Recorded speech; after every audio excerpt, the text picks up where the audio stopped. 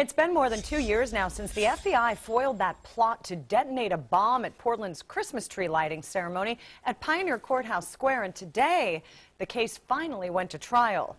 Jury selection started in that Portland terror plot case. And it is one that will test the lengths that federal agents can go to build their case. KOIN Local 6 reporter Casey Montoya live from the courthouse in downtown Portland with more on this. And legal minds are watching this case very closely, Casey.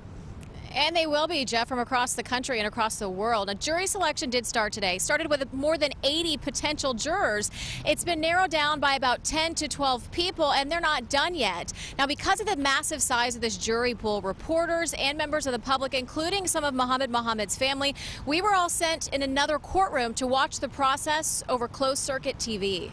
Court proceedings started today, but attorneys on both sides have been filing pre-trial motions for the past several months. Those involve evidence, what's being allowed in and what's being excluded from the courtroom. For example, will the jurors be allowed to hear the words terrorism or terrorist? And will the confidential informants involved be allowed to keep their identities secret? The defendant has the right to confront those that are accusing him, but the government has a very important interest in keeping their identities secret from the public. So in a rather bizarre ruling, the court is actually going to allow these confidential informants to appear in disguise using pseudonyms or fake names.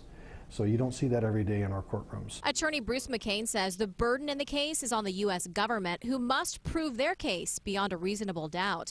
Muhammad faces a single charge, attempting to use a weapon of mass destruction, accused of trying to set off a bomb at Portland's annual Christmas tree lighting ceremony in November of 2010.